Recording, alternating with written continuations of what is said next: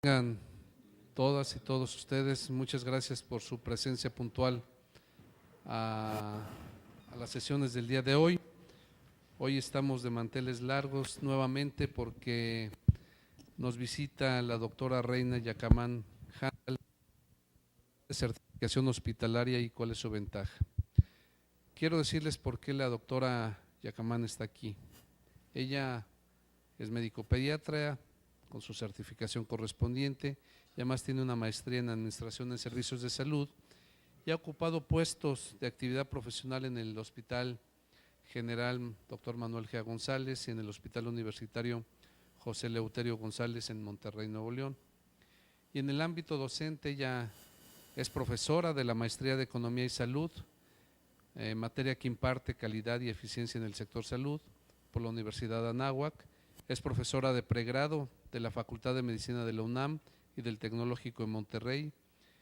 Es profesora de posgrado de la Facultad de Medicina de la especialidad Calidad en la Atención Clínica, Programa Multicéntrico de Residencias Médicas por el Tecnológico de Monterrey y profesora del Consejo de Salubridad General. Fue profesora de nuestra doctora Oyuki. Y actualmente la doctora tiene una gran experiencia porque es la directora corporativa de calidad en el Centro Médico ABC y es evaluadora del Premio Nacional de Calidad. Entonces, ¿quién mejor que ella para que nos platique de las ventajas y la importancia de la certificación hospitalaria? Agradecemos muchísimo a la doctora por estar aquí con nosotros y tiene la palabra. Muchas gracias. Gracias, doctor. No, gracias. Pues yo les agradezco a todo el comité organizador, al doctor Tena, la amable invitación. Es para mí un gusto y un honor acompañarlos en estos 8 años, que nada más ustedes saben lo que han batallado para lograr y llegar a este momento, ¿no? Entonces me pidieron que les hablara un poco de lo que es la certificación hospitalaria, espero cumpla el cometido.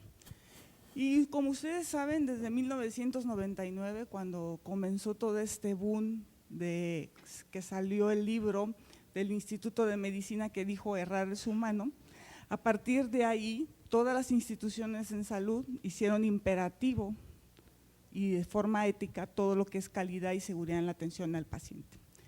Pero como ustedes saben, todos tenemos un derecho a la salud, todos en algún momento fuimos pacientes o seremos pacientes y tenemos que sustentar y garantizar esa buena calidad, darle los mayores beneficios posibles con los menores riesgos para su salud y su vida. Ustedes saben que el paciente nos viene a entregar lo mejor de sí, que es su salud y es su vida, y tenemos que garantizarles una buena calidad. Este es ahora nuestro actual paciente, que nos pide ser agente activo en todo su proceso de atención.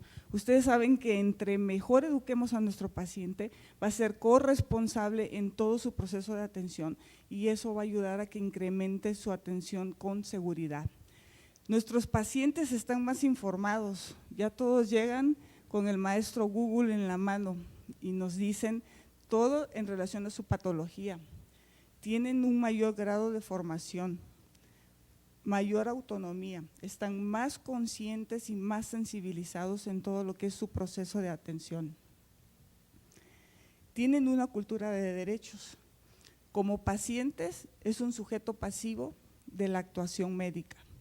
Como cliente se establece la necesidad de satisfacer un contrato, lo que es el consentimiento informado. Como usuario utiliza los servicios en forma voluntaria, a nadie le gusta ir a un hospital si no está enfermo.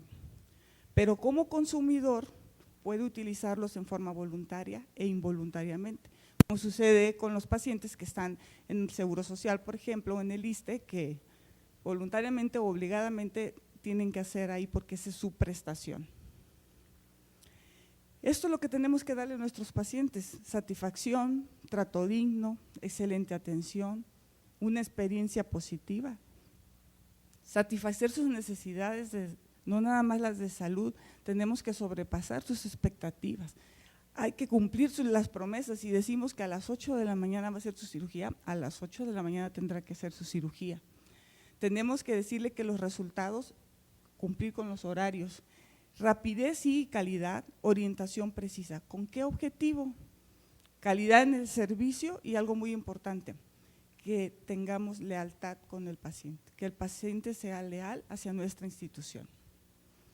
Y para cumplir con estas demandas tenemos que cumplir con requisitos mínimos, que era lo que platicábamos ahorita, en instalaciones, en equipo, no nada más el equipo material, sino también el humano, en procesos, en capacitación al personal. Y para que nos revisen que todo esto esté bien, requerimos de un programa que verifique que nuestras instalaciones físico-técnicas como humanas y documental están cumpliendo los estándares de seguridad. Y de ahí nace lo que es la certificación. En 1992 se hicieron los primeros intentos entre hospitales y privados, no avanzó mucho. En 1994 se constituye la Comisión Mexicana de Certificación de Servicios de Salud, tampoco avanza, hasta en 1999, imagínense, cuando se crea lo del libro y toda la polémica de seguridad al paciente, nace en México el Consejo de Salubridad General, que en 2009 homologa todos sus criterios con Joint Commission. Este es el modelo del Consejo, está enfocado a la atención médica, a la seguridad del paciente y no nada más del paciente. Si nosotros queremos dar seguridad al paciente, tenemos que tener a un personal seguro, no nada más en las instalaciones, sino también físicamente. Seguridad hospitalaria, a la evaluación de los riesgos, está centrado en el paciente y su familia y está sustentado en estándares internacionales como el Joint Commission, pero por supuesto también en estándares nacionales, como son las normas oficiales, ahora la Ley General de Salud que nos exige que el expediente es del paciente y cuando venga y lo pida se les tiene que entregar, ya no es entregar un resumen, el expediente es del paciente. Y por supuesto las políticas internas de cada institución. Y entonces, ¿por qué certificarse? Y me gusta presentarles esta figura, con esa figura explico el por qué en una forma gráfica. Mejora continua, procesos efectivos, seguridad, etcétera. Y es lo que vamos a revisar. Entonces, ¿por qué hay que certificarnos? Para promover la mejora, para estimular una solidez y una alta competitividad en la institución, para propiciar y garantizar una autoevaluación, porque acuérdense que cuando nosotros nos certificamos no estamos compitiendo contra otras instituciones, estamos compitiendo con nosotros mismos, nos estamos haciendo un diagnóstico situacional, estamos viendo cómo estamos y qué necesitamos. Es un prestigio y un reconocimiento social y nos brinda una información confiable a los usuarios para que tomen decisiones. El que el usuario sepa, ahorita les voy a presentar una encuesta rápida que hice en 2 instituciones, incluyendo la nuestra, de 150 pacientes, ¿qué saben ellos de lo que es una certificación? Entonces, ¿qué vamos a revisar? ¿Cuál es la definición? ¿Cuál es el valor agregado en cada una de las etapas de la certificación? Algunos ejemplos que hemos aprendido y cuáles son nuestros retos. Entonces, como ustedes saben, yo les digo que es un proceso voluntariamente a fuerza, porque aunque es voluntario, nos cierran el círculo para que lo hagamos. Por ejemplo, en el medio privado, si nosotros no estamos certificados, las aseguradoras no hacen un pago directo cuando es un paciente de aseguradora. Las universidades no pueden enviar médicos, residentes o información a un hospital que no esté certificado, etcétera. Entonces, hacen un reconocimiento, una entidad no gubernamental como en nuestro país es el Consejo de Salubridad General, con base a estándares que fueron diseñados para mejorar la seguridad y la calidad en la atención. Eso es la definición de certificación.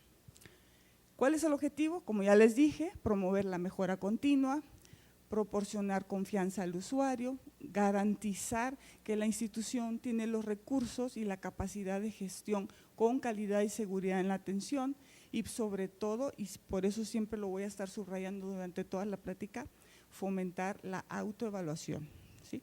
Porque esa es la parte básica y primordial de un proceso de certificación. ¿Qué características tiene? va a evaluar el cumplimiento de estándares, no es un punto de llegada. ¿Qué quiere decir? No es su objetivo es la seguridad del paciente y el proceso de certificación es el medio para cumplir con sus objetivos. Es una herramienta de gestión, nada más, jamás pueden tenerla como objetivo. Es voluntario, es temporal porque no es permanente, según la calificación es cada año o 2 o 3 años, según la que obtengan. Es integral porque participa para todo el hospital, desde la dirección, con el capítulo de liderazgo, estructura física, procesos clínicos, etcétera. Respeta las características o políticas de cada institución, utiliza estándares de proceso, estructura y resultado. Tiene una duración de 2 o 3 años, como ya les mencioné, y la institución no puede decir, yo quiero que venga a auditarme, ¿sí? ¿Ustedes saben qué es un valor agregado? Todavía no, ¿verdad? Es algo adicional que adquieren los bienes y los servicios al ser transformados. Cualquier actividad que transforme un producto o servicio para satisfacer las necesidades del cliente. Aquello que el cliente perciba como superior y esté dispuesto a pagar. Ese es el valor agregado. Ahora vamos a revisar cuál es el valor agregado que nos da el proceso de certificación. Un valor agregado en salud es la mejor gestión posible del riesgo de enfermar a un paciente, de no recibir el tratamiento adecuado, de sufrir cualquier evento adverso, de que no le demos la información necesaria para que tome la decisión con conciencia y saber si está de acuerdo o no está de acuerdo, y por supuesto de ruina. Precisamente hace rato estábamos hablando con el doctor Tena de un paciente que muchos pacientes tienen una negligencia médica, quedan cuadriplégicos y ¿cómo le dejamos a esos pacientes? Si los llevamos a la ruina, no nada más la ruina económica, también la ruina social, la ruina de la relación interpersonal y familiar, etcétera. Estas son las etapas de la certificación. En cada una de ellas vamos a revisar el valor agregado. El proceso empieza con la autoevaluación, luego viene la visita, que es la evaluación externa, y por último el seguimiento que cada institución le debe de dar. Entonces, ¿cuáles son los elementos del valor agregado? En la autoevaluación es un modelo orientado al paciente, que eso es lo que nos ayuda a que el paciente está en el centro, nos hace que tenga un alto impacto en todo lo que es documentación, en información al paciente, en sus derechos y por supuesto en los deberes que debe de tener el paciente hacia la institución y su proceso de atención. Pide una alta especificidad técnica, ustedes saben que revisan cada uno de los archivos personales y que cada médico, cada enfermera, cada técnico debe tener la competencia para realizar la actividad que está haciendo. Detecta e interviene oportunamente de riesgos, es un modelo proactivo más que reactivo. No podemos quitar la reactividad porque somos seres humanos los que trabajamos con los pacientes y por lo tanto falibles de cometer errores. Entonces el error va a estar latente, lo importante es detectarlo, antecedernos a las necesidades hasta antes de que suceda el error. Por supuesto, también ahorita platicando con el doctor Tena vimos que nos vamos a conocer, parece mentira, pero a veces no sabemos lo que hacemos. Y este proceso nos ayuda a tener el conocimiento internamente, a tener una reflexión de principios y valores, nos obliga a tener una cultura de medición, si no nos medimos no sabemos cómo estamos, a tener documentación completa.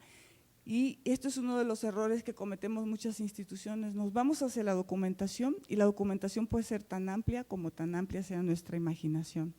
Y ahí empieza la complicación, porque nos llenamos y llenamos de documentos y cuando vamos hacia el área, esos procesos ni se hacen, ¿sí? Entonces tenemos que empezar al revés. Hay una fuerte énfasis en la seguridad del paciente y algo importante, participa toda la institución, desde la cabeza hasta el que barre. Entonces es un modelo integral. Ya en la evaluación externa es una evaluación técnica, de altura, con recomendaciones internacionales, está basada en Young Commission en este caso, nos ayuda a trabajar en el concepto de pares, tenemos un lenguaje común entre médicos con médicos, enfermeras, no trabajar por islas, por un lado los médicos y las enfermeras, pero sí tener un mismo lenguaje, porque los que nos vienen a auditar es un médico, es una enfermera y es un administrador, entonces tenemos el concepto de pares. Hay respeto y alta exigencia y hay una especialización en forma y fondo. Nos evalúan un informe, que yo le pongo que es la foto de la institución, pero es un diagnóstico situacional de cómo estamos y qué tenemos que mejorar. Nos dicen qué son nuestras fortalezas, cuáles son nuestros hallazgos y cuáles son nuestras oportunidades de mejora. Yo les digo que no son hallazgos ni son errores, nosotros les llamamos oportunidades de mejora, no problemas. Nos dan una calificación con base a cómo nos evaluaron los grupos de estándar y eso ayuda a que tengamos una retroalimentación con la institución. Y aquí es la parte importante porque esta es la que nos toca a nosotros. Tenemos que dar un seguimiento con una cobertura evaluativa, tenemos que ver los aspectos prácticos y ver dónde tenemos que trabajar que garanticemos calidad y seguridad en la atención al paciente. Tenemos que resolver todos los hallazgos encontrados y no resolverlos en 2, 3 meses, inmediato. Incluso como están haciendo una retroalimentación diaria de los auditores, en ese momento podemos ir resolviendo esos problemas, porque a veces son detallitos como que la basura está muy al alcance del paciente, entonces nada más es irlo y moverlo. En resumen, está enfocado al paciente,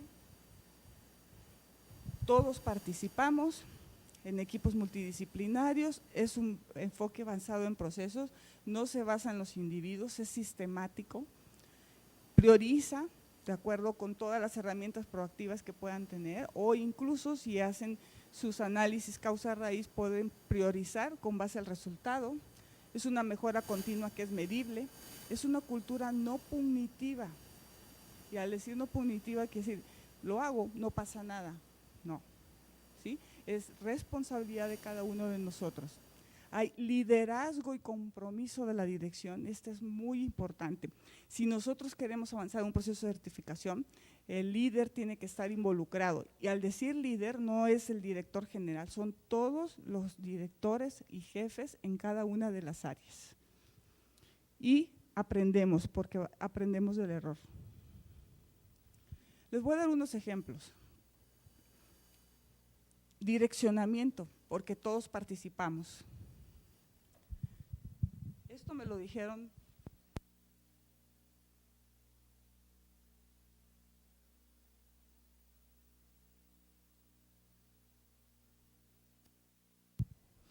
entrevisté a mis compañeros y les pregunté y fui a áreas que son en cierta forma las que un poco menos participan en el proceso de certificación porque casi siempre nos enfocamos al proceso clínico, pero todos estos procesos son parte de la certificación. Y entonces les pregunté a la gente de mantenimiento y de instalaciones, antes de la certificación, ¿cómo trabajaban? Y la respuesta fue de manera empírica. El proceso nos ayuda a trabajar en forma estandarizada. ¿Y qué es lo que lograron? Y los voy a subrayar en cada uno porque estos fueron entrevistas individuales por separado y todos concluyeron en la gran mayoría trabajo en equipo.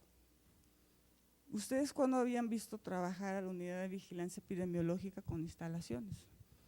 ¿Qué tiene que hacer la unidad de vigilancia epidemiológica e instalaciones? Pues ahora trabajan, ellos miden la partícula, tienen el poder de que si las partículas suspendidas donde están realizando la construcción son muy altas, detienen en ese momento la construcción. Esa es parte del trabajo en equipo entre el mantenimiento y la UV. Información estratégica, casi no pasa más que para presentar los indicadores. ¿Y qué hicieron? También se alinearon con todas las áreas y se siguieron todos los objetivos. Y algo importante que pocas instituciones hacemos y poco se hace en México, si en México publicáramos todos nuestros indicadores como Estados Unidos, les puedo asegurar que seríamos otras instituciones de salud, pero no lo hacemos y no nos comparamos más que internamente, y eso es un error también porque no nos ayuda a ver cómo estamos y cómo tenemos que ir mejorando. El archivo clínico, antes era un proceso punitivo, el médico no lo hizo y más si era un residente, castigo, no funciona. ¿Qué hicimos? Se hizo un trabajo donde empezamos a sensibilizar médicos, tanto residentes como médicos adscritos, les llamamos médicos de staff porque no son nuestros empleados. ¿Y qué empezamos a hacer? A sensibilizar. ¿Qué empezamos a hacer? A hacer historias de vida. Y venía el médico, que no fue tan fácil, y decir que estaba en un proceso legal porque omitió esto, esto y esto. Tenemos uno que es el que más nos ha ayudado, que la familia lo demanda porque dice que no atendió a su paciente. Sin embargo, el médico estuvo todo el tiempo presente con el paciente, pero cometió un error. No hizo una nota, no firmó nada, y entonces en el expediente no aparece el médico. Entonces, ¿cómo lo defienden? Y en el proceso legal, el stand de oro es el expediente clínico. No me va a dejar mentir aquí el doctor que ya estuvo en esa área. En recursos materiales se empezó a mejorar en la revisión de todo esto, nos obligan a que revisemos caducidades, lotes, el nivel de stock, que separemos los medicamentos de alto riesgo, etcétera. Nos ayuda a tener planes de contingencia. Si no estamos preparados para ellos, cuando ocurren, vamos a tener problemas en la recepción masiva de pacientes, que no se encuentra algún material o medicamento, cualquier contingencia, cuando tuvimos lo de influenza y ahora lo que tenemos todavía de ébola, nos ayuda a tener una mayor y mejor comunicación en las áreas, porque todos trabajamos integrados. Eso es la ventaja de tener un proceso de certificación. Y finanzas, ustedes van a decir, ¿qué hace en un proceso de certificación? También participa en él. Nos ayuda a tener una coordinación con todas las áreas, nos ayuda a realinear los objetivos entre el cuerpo médico y la institución, porque les repito, por ejemplo, en nuestra institución los médicos no son empleados, nos ayuda a tener congruencia en las estrategias, nos marca un diferenciador no económico con la competencia y nos disminuye costos. ¿Por qué? Porque hay menos errores, los procesos están estandarizados. Les voy a poner un ejemplo, por ejemplo, en los trasplantes de médula ósea, el promedio de estancia de nuestros pacientes era de 50 a 60 días. Cuando se implementó el protocolo y la guía clínica, lo hemos bajado a 30, máximo 35 días. Entonces, el costo disminuyó más del 40% en esos pacientes. En sistemas de información, ¿cuál es el enfoque? Por supuesto que nos obliga a tener reporte de incidentes, nos ayuda a que tenemos que a manejar con confidencialidad la información, a que generemos estadísticas, a que veamos nuestras vulnerabilidades y nuestras fortalezas, y nos ayuda a que el registro como base de la seguridad. Nos obliga a identificar al paciente por nombre o por 2 indicadores de identificación y no por el número de cama. Nos ayuda a demostrar que los pacientes tienen derechos y deberes y que son corresponsables en su atención. Nos ayuda a que tenemos que firmar un consentimiento informado. A que trabajemos con las metas de seguridad, a que hagamos un tiempo fuera previo a un procedimiento, que tengamos protocolos y guías clínicas. Y algo importante en lo que nos ayuda un proceso de certificación, a que empoderemos a la primera línea, porque la primera línea es la que está en contacto con el paciente. Y yo siempre les pongo un ejemplo, y por ejemplo en nuestro hospital tenemos el proceso de instalación de catéter central, ¿sí? La enfermera tiene el poder de detener el proceso si se está incumpliendo en una parte del protocolo. Y eso es lo que nos ayuda a lograr una bacteremia cero. De lo contrario, no lo lograríamos. Entonces es bien importante el empoderamiento de la primera línea.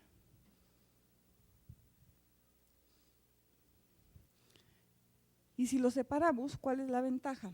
En los pacientes, el modelo, ellos son el actor principal. Nos ayuda a que garanticemos sus derechos y fomenta su seguridad.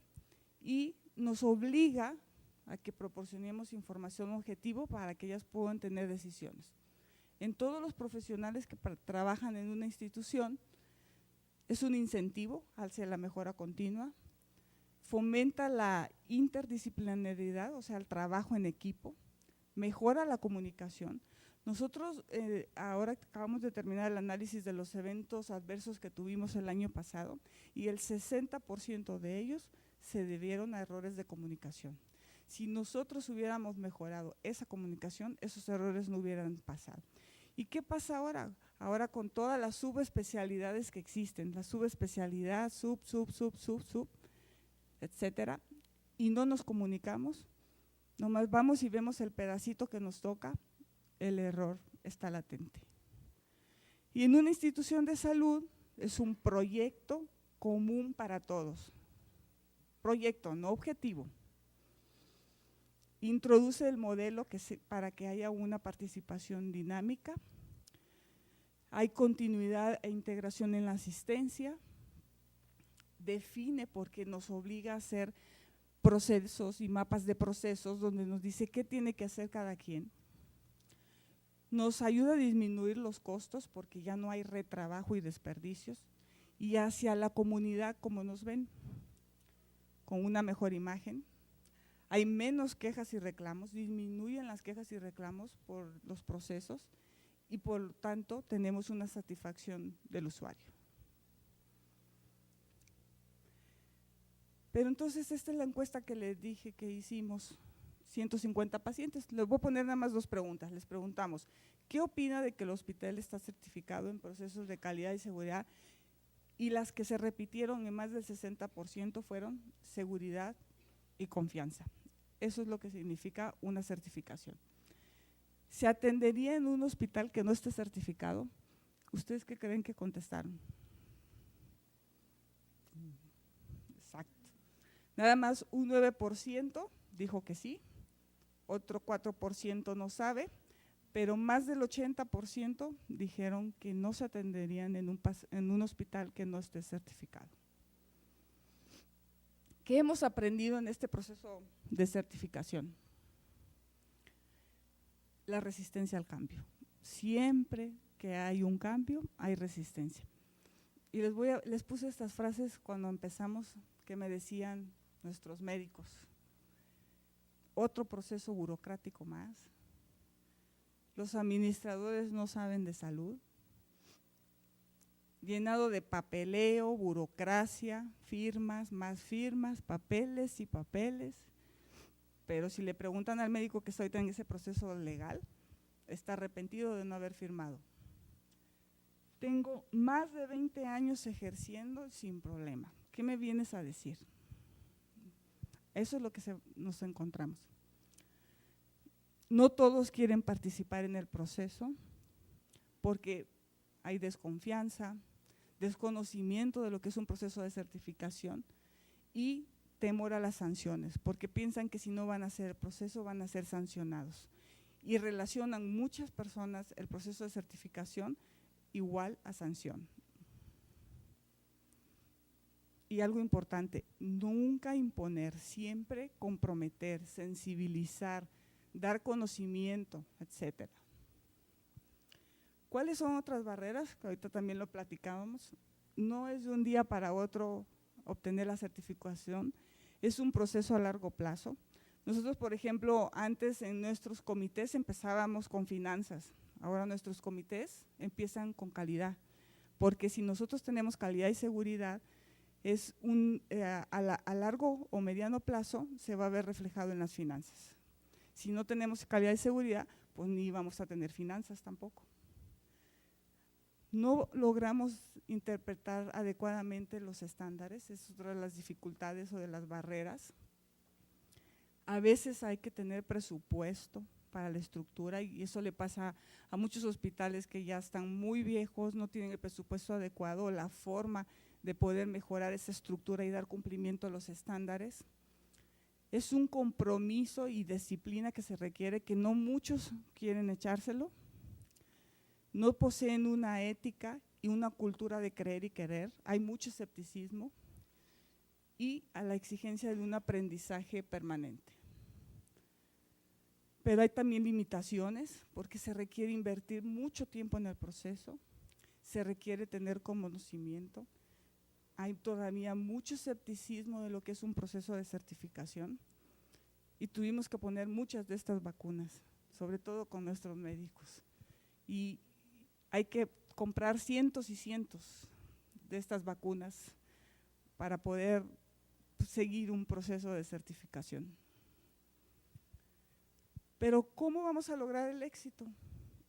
Siempre hay que decir por qué nos queremos certificar, siempre tener el objetivo del por qué.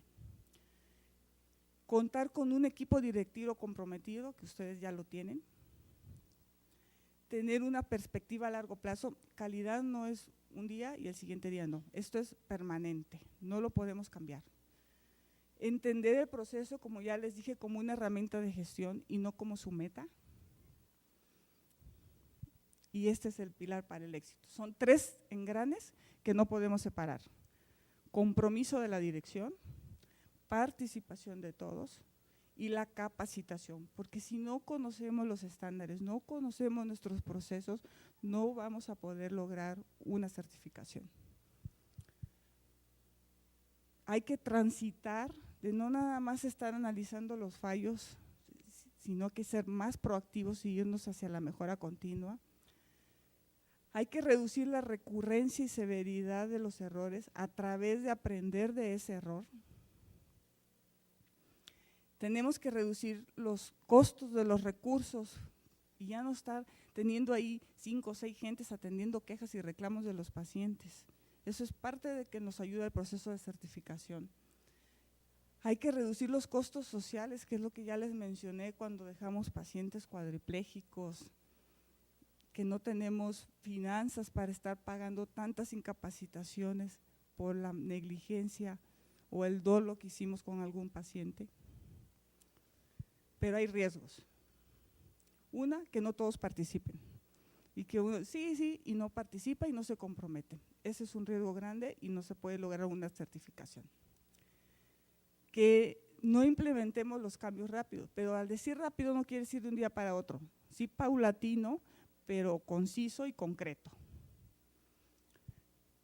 Creerse perfecto una vez que se obtiene la certificación. No hay hospitales perfectos. Olvidarse de todo hasta dentro de 3 años. Y se los digo por experiencia, eso nos pasó la primera vez cuando trabajamos para Young Commission, en el 2008, listos. Y no nos olvidamos de todo hasta el cercano ya al 2011 que nos tocaba la otra y empezamos de cero.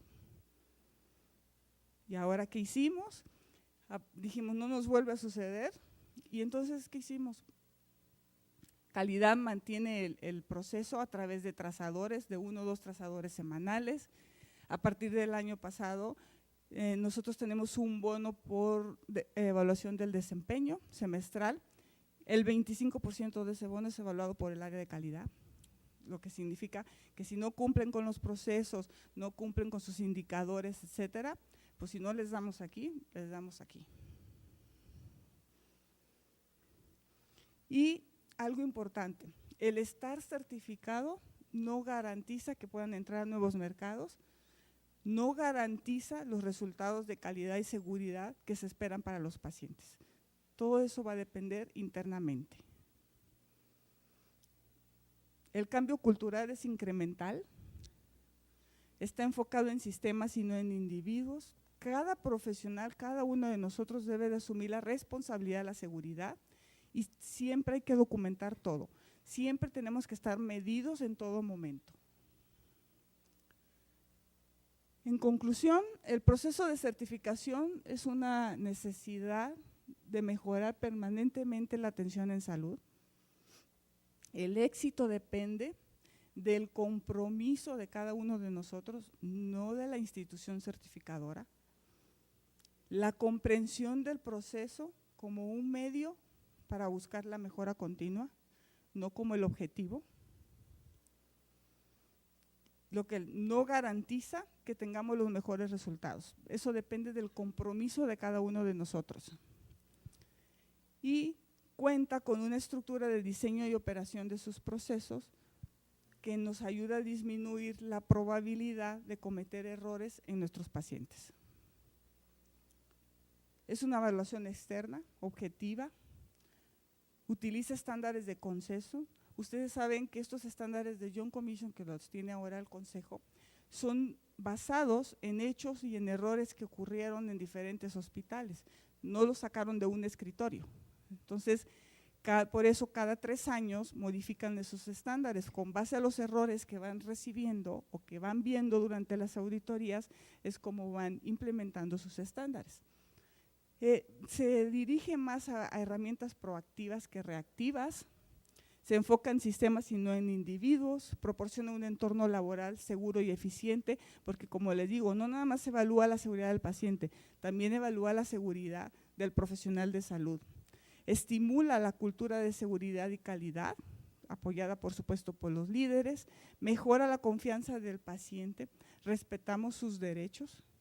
Es un modelo específico para el sector salud, no es como una ISO que cualquier empresa la puede tener. Este es un modelo específico nada más para el área de salud y incorpora y requiere la mejora continua.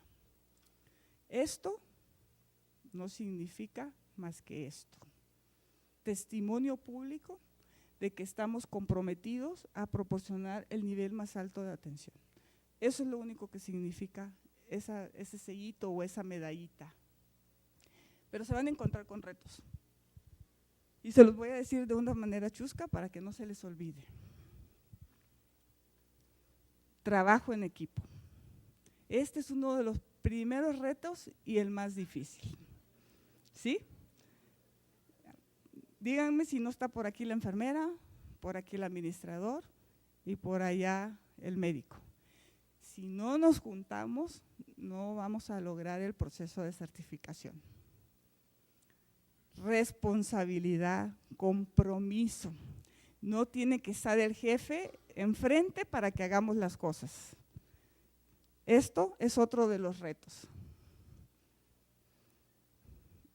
Honestidad y ética. Hay que reconocer nuestros errores. No significa incompetencia, por el contrario. Entonces, tenemos que saber reconocer nuestros errores. Espíritu de servicio. No tienen que venirle a decir qué es lo que tienen que hacer. Cada quien en su área es el que mejor sabe lo que tiene que hacer. Apertura al cambio. A veces no nos gusta, ya estamos con nuestros vicios, ya tenemos nuestros modelos arraigados y como no hemos tenido problemas, pues continuamos. Pero sí tenemos que tener una apertura al cambio, que no nos pase como este padre. Pues sí, tiene la apertura al cambio, pero los está rayando ahí los discos en vez de grabarlos. Hay que trabajar con los líderes negativos. Esto yo ya se los he dicho en otras pláticas. Los líderes positivos ya los tenemos en la bolsa, ya están trabajando con nosotros, ya están de nuestro lado. Tomen a los líderes negativos, trabajen con ellos, implíquenlos, háganlos comprometerse a que muevan y realicen, que propongan, que no nada más se quejen y digan, deben de recibir propuestas. Con ellos son los que hay que trabajar y ese es el reto. Hay que mejorar la comunicación. Entre mejor comunicados tengamos, no nada más con el paciente, sino con todos nuestros compañeros, vamos a tener menos errores. Entre mejor integrados estemos, entre mejor trabajo en equipo, menos errores. Hay que saber escuchar. La gente que está en la primera línea son los que mejor saben lo que está pasando. Y desde ahí tenemos que empezar para hacer los procesos. Hay que saber reconocer resultados, porque parece mentira, si no motivamos a nuestro personal, ya no continúan en el proceso. este es otro reto. Aquí hay muchas enfermeras y me van a decir, ¿entienden las indicaciones? Hay que interpretar, y eso es otro error. No tenemos que interpretar una prescripción. Entonces, ese es otro de los retos con los que tenemos que trabajar. Entonces, como ven, la seguridad del paciente no es un destino, es un viaje, y como dice Winston Churchill, y esto no es el final, ni siquiera el principio del final, si acaso el final del principio. Entonces, nosotros, a pesar de que ya tenemos un corrido camino, todavía no acabamos, todavía nos falta mucho. Entonces, el propósito es no caer. Y no sé si tengan alguna pregunta. Gracias.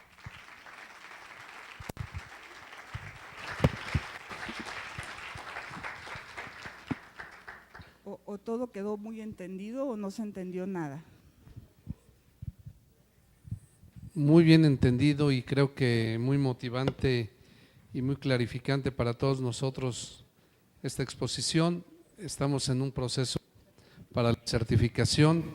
Nos queda claro que no es de un día para otro, que tenemos todos que participar y que qué bueno que lo dijo, que la alta dirección no está solamente en el director general, sino en los jefes de servicio y en cada uno de los que tienen una responsabilidad dentro de este hospital. Muchísimas gracias, doctora. Reciba de parte de los trabajadores de este hospital un reconocimiento y nuestro agradecimiento por su participación. Muchas gracias, doctora.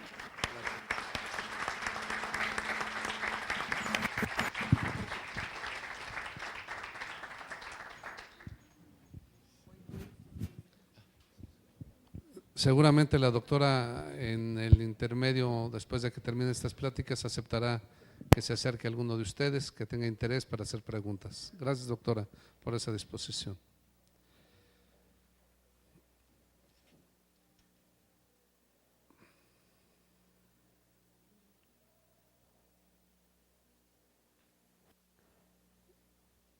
Vamos a esperar que venga nuestro invitado, está poniendo su plática.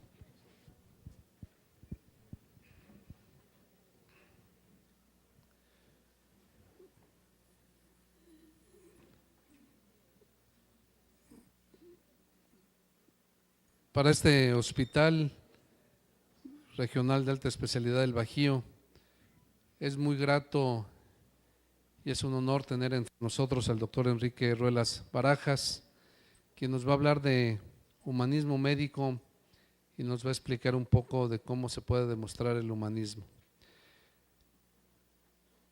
Seguramente el doctor Enrique Ruelas no es necesario presentarlo, pero pues lo voy a hacer brevemente para simplemente tener claridad del personaje que está entre nosotros.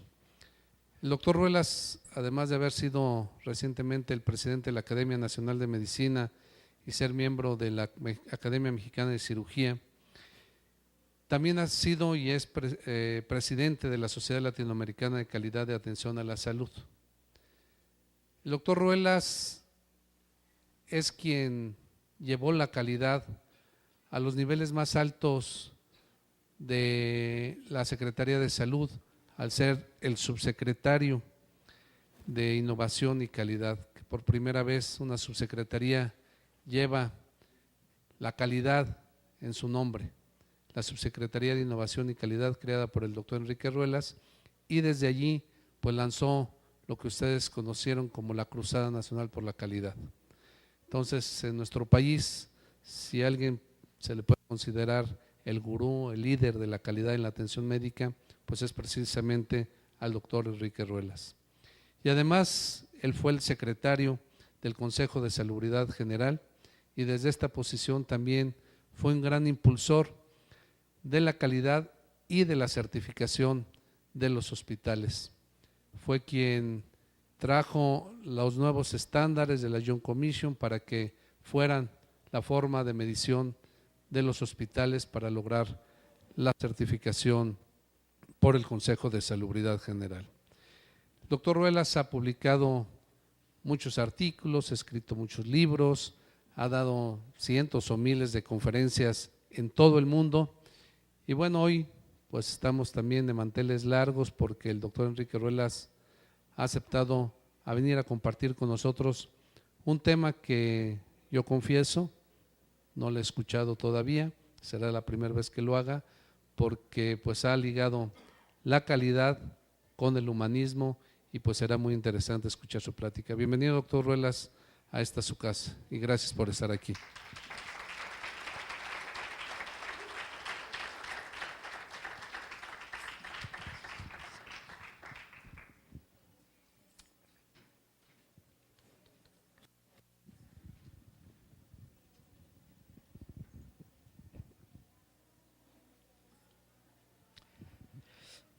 Hace unos 15 años, tal vez un poco más, el secretario de Salud de un estado de la República me invitó a hablar sobre calidad a todo el personal de los servicios de salud de ese estado. Pero me dio una encomienda que me hizo pensar, a veces hay que pensar, y me dijo: quiero que hables de calidad, pero danos una definición tuya de calidad. Ya no nos repitas lo de siempre. Bueno, ese día ese secretario de Salud me oyó una conferencia que no había oído nunca, porque me hizo pensar. Y cuando me puse a pensar, ¿y qué es entonces calidad para mí? No para don Abedián, para quienes están familiarizados con los términos o con los autores, no para Juran, no para Deming, no para Ishikawa, los grandes gurús de la calidad, sino para mí. Y entonces tuve que acuñar una definición a la que voy a acudir hoy.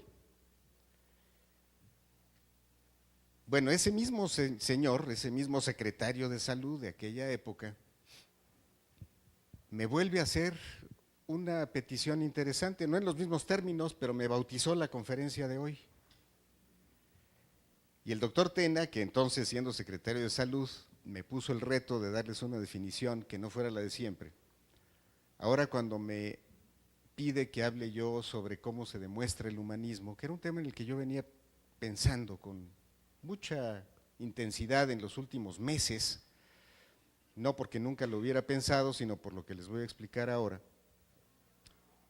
pues me expone a presentarles algo que yo tampoco me he oído. Así es que me da mucho gusto estar aquí nuevamente con el doctor Tena, con ustedes, porque en aquella época me hizo recordar un chiste que hoy vuelvo a recordar, precisamente porque tengo que hablar de algo que nunca había hablado como tal.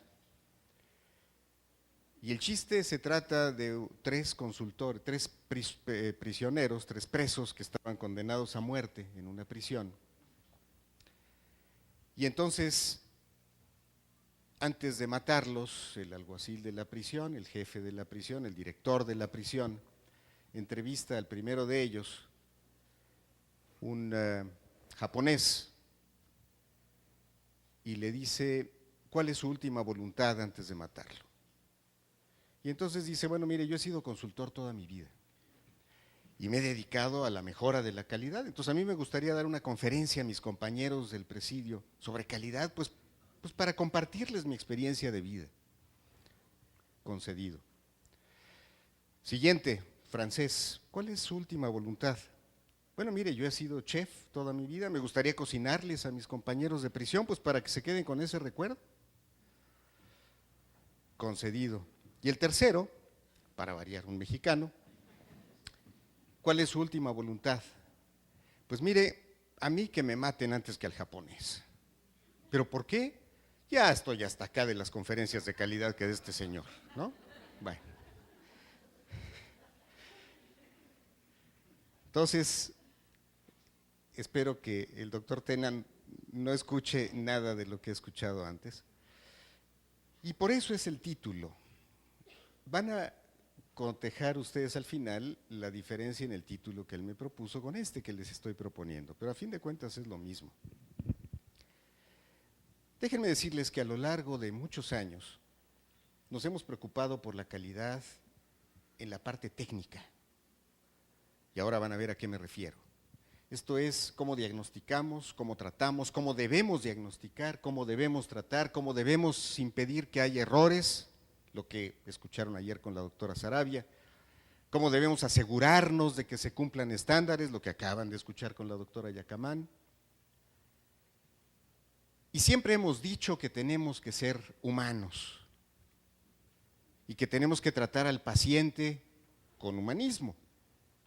La pregunta que yo me empecé a hacer hace unos meses, y parece mentira, pero no lo es, porque en general esta pregunta no se ha planteado con suficiente profundidad, y hablo en el escenario internacional, ¿cuál es el conjunto de acciones que nos deben hacer ser humanos con los pacientes? Porque todos decimos que tenemos que ser humanos. Yo les aseguro que si hago una encuesta aquí, nadie va a decir lo contrario, estaría loco. Entonces todos queremos ser humanos y todos hablamos de ser humanistas, ¿sí? ¿Qué significa eso en concreto? No está definido. Y créanme que se los estoy diciendo desde una tribuna internacional, por la posición que hoy ocupo. No está definido. Y después me pregunto, ¿cómo es posible que cuando vemos en alto riesgo, en muy alto riesgo a un paciente en un hospital, se dispara un código? ¿Cuál es el código aquí cuando hay un paciente en paro en una habitación? Hay un código azul.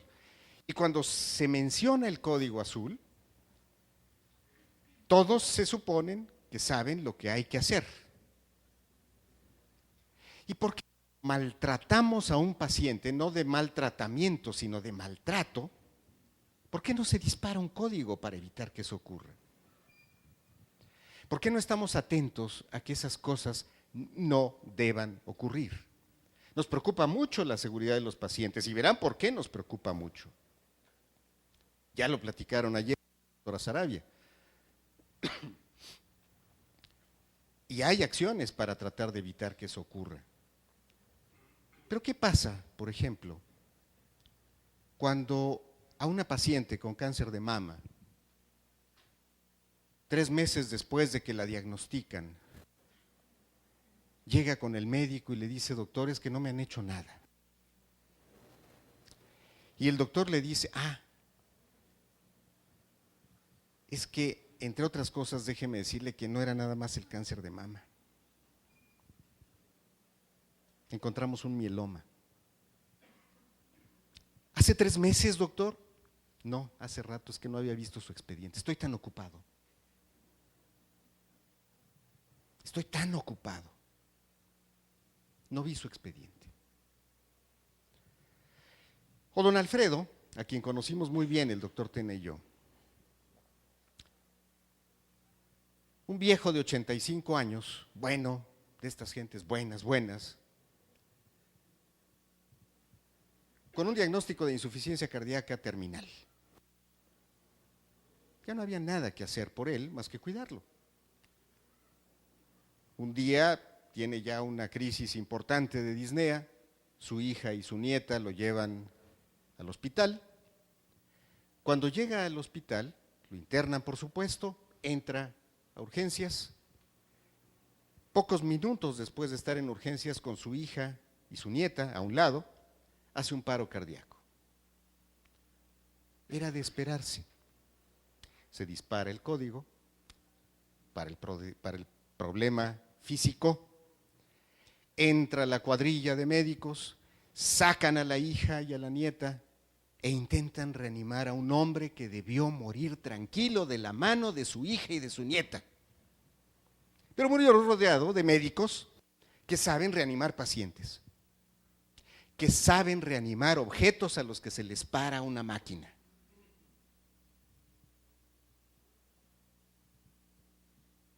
¿Quién estuvo ahí para decir, déjenlo morir en paz? No reaccionen como autómatas.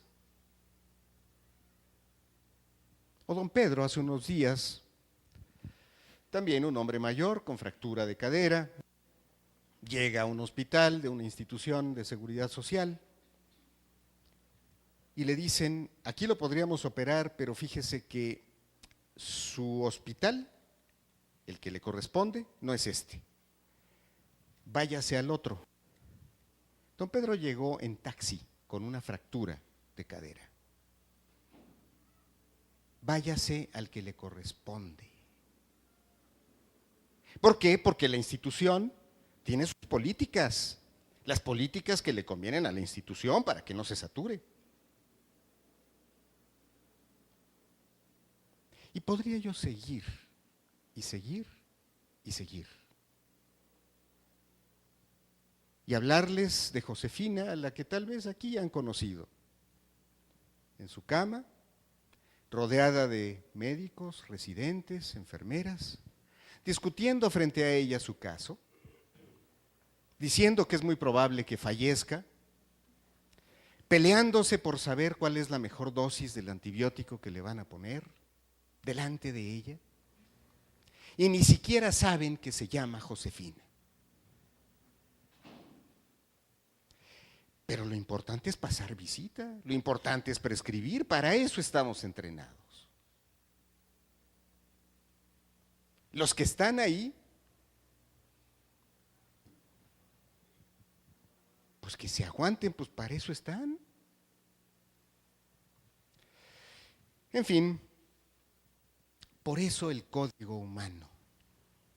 ¿Que no podríamos tener un código, así como sabemos qué hacer y nos lo enseñan con el ATLS, el ACLS, cuáles son las acciones concretas que hay que hacer?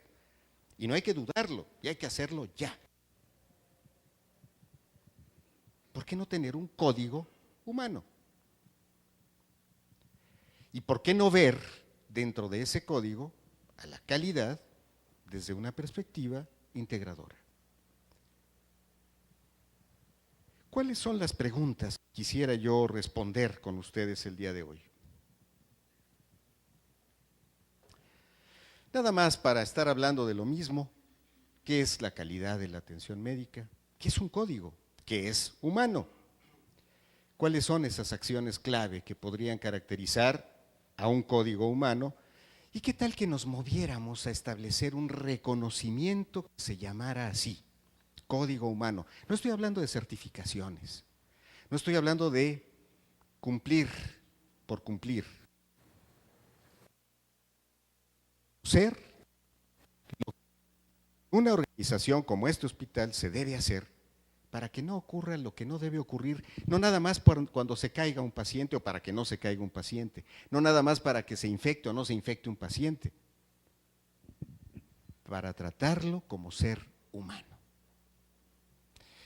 Bueno, empecemos por la calidad de la atención médica. ¿De qué estamos hablando? Para empezar, estamos hablando de dos grandes dimensiones, la dimensión interpersonal y la dimensión técnica. La interpersonal, que no es más que la relación que se establece entre quienes damos el servicio y quienes lo reciben, y que se expresa en la satisfacción de quien recibe la atención. Pero por otra parte está la calidad técnica, lo que se hace en términos de diagnóstico, de tratamiento, de procedimientos, precisamente para resolver el problema de salud del paciente y que se expresa en la relación entre los beneficios que le ofrecemos al paciente contra los riesgos a los que lo sometemos. Entonces, cuando estamos hablando de calidad, estamos hablando de esas dos dimensiones. Tal vez ustedes se imaginen que la calidad a la que nos vamos a referir hoy es la de arriba. Para empezar, yo les diría, la calidad es todo, no es una o la otra. El paciente puede vivir satisfecho hasta su último suspiro y sin embargo no debió haber muerto. Si ustedes le hacen la encuesta a doña Chuchita y doña Chuchita dice, estoy encantada aquí en el hospital, viera qué amables son los doctores y las enfermeras son un encanto. Y de repente, ¡pum!, se muere doña Chuchita. ¿Por qué? Porque la dosis de anticoagulante que le dieron no era la correcta y se infartó, pero encantada de la vida, feliz.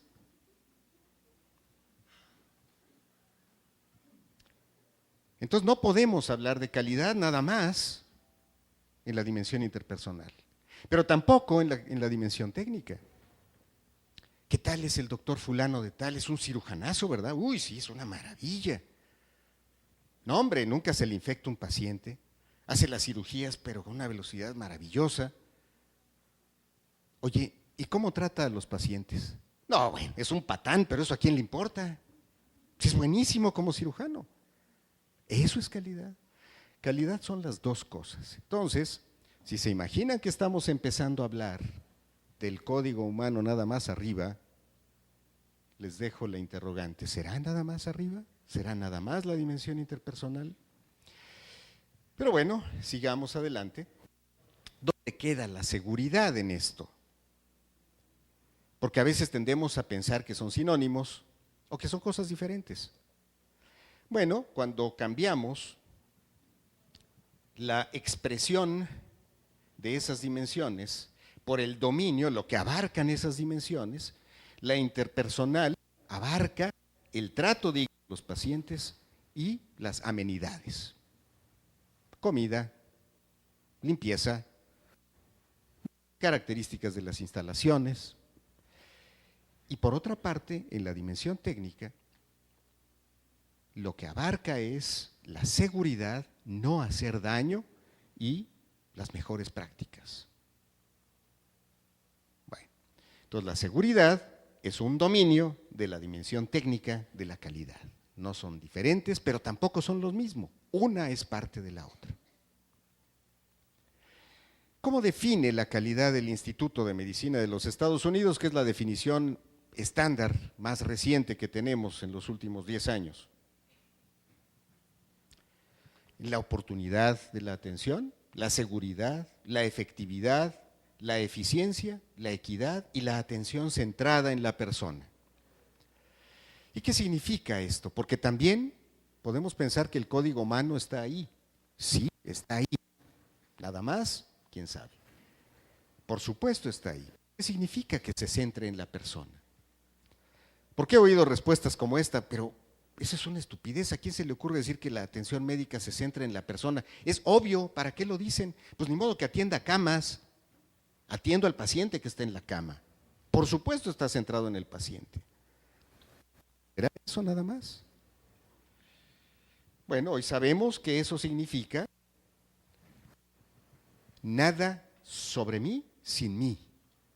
El paciente tiene que ser tomado en cuenta no como objeto de atención, sino como un sujeto activo de su atención. Puede opinar, pero ¿cómo va a opinar? ¿Qué va a saber de lo que yo le estoy diciendo? ¿Qué va a saber de los antibióticos que le voy a dar? Bueno, vamos a ver si puede o no opinar y en qué. Cuando hablamos del código, verán que sí está ahí, pero vuelvo a preguntar, nada más. Eso es calidad. ¿Qué es un código? Nada más para hablar en castellano correcto. Todas las definiciones que van a ver de aquí en adelante son del diccionario de la Real Academia de la Lengua. Es un conjunto de reglas o preceptos. Eso es un código. Pero también es una cifra para formular y comprender mensajes secretos, eso dice el diccionario. Y allí están las dos acepciones en las que yo les propongo que entendamos lo que es un código humano. El primero es como un código de vestido, hay reglas. Si yo hubiera venido esta mañana con mis pants, como lo hago en el gimnasio, hubieran dicho, este está medio loco, ¿no? Es excéntrico. Pero les aseguro que si me voy al gimnasio vestido como estoy, en todos los del gimnasio dirían, este está loco, es un excéntrico. Hay reglas, hay códigos de vestir, hay códigos de ética, hay códigos de comportamiento. Son reglas, son preceptos. Hoy vamos a hablar de acciones que deberían ser los preceptos para ser humanos, para comportarnos como tal. Pero también es ese código que debería generar la voz de alarma. ¿Por qué no dicen paciente con paro en la habitación? ¿Qué número tienen aquí? ¿215? ¿Por qué no se dice en el voceo paciente en paro en la 215? ¿Por qué dicen código azul? Es un mensaje cifrado que finalmente todos entendemos los que estamos dentro del hospital y no somos pacientes o familiares de pacientes. Si entendiéramos también lo que es ser humano y pudiéramos hablar de ese código cifrado que tiene ciertas acciones y por el simple hecho de decir código azul, todos entienden qué hay que hacer, por el hecho de decir código humano, deberíamos entender qué hay que hacer.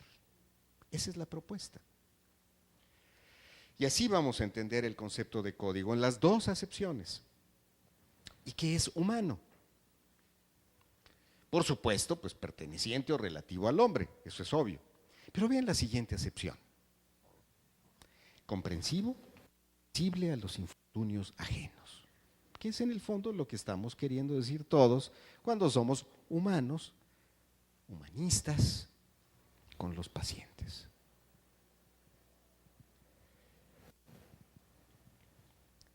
Y aquí déjenme hacer un paréntesis. ¿Por qué tenemos tan humanos en un hospital? ¿Por qué tenemos que ser más humanos en un hospital que en un restaurante? ¿O en un banco?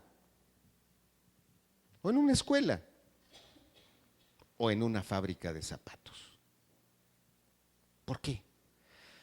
Porque la organización en la que estamos hoy aquí, este hospital, como todos los hospitales, como todas las organizaciones que dan servicios de salud, entran en una categoría que en la teoría organizacional se conocen como organizaciones de servicio humano. ¿Y qué es lo que caracteriza a las organizaciones de servicio humano? Primero, tienen como fin el mantener o modificar un atributo de la persona.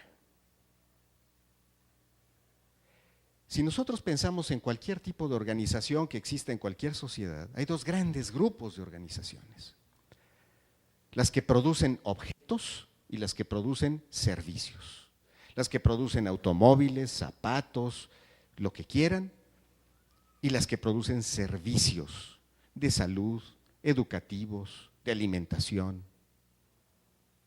Y esas que producen servicios tienen como fin primordial mantener o modificar un atributo de la persona, en este caso su salud. No es un servicio a un objeto de la persona. Una tintorería no es una organización de servicio humano. Le da el servicio, sí, al dueño del traje o del vestido. Por supuesto. Pero en la tintorería ni lavan ni planchan a la dueña del vestido. El servicio se lo están dando al vestido para la señora que lo llevó. Pero aquí no. Aquí ustedes no le están dando el servicio a la bata que le pusieron al paciente. Se le están dando al paciente para mantener su salud o para modificar su condición de salud y volverlo de la enfermedad a una mejor condición. Esa es una característica. Pero déjenme, sin entrar en mayores detalles, porque aquí hay todo un tema de organizaciones de servicio humano, en particular servicios de salud, en donde no quisiera yo detener, pero hay un fenómeno que se presenta en estas organizaciones y que nos lleva al código, a la justificación del código.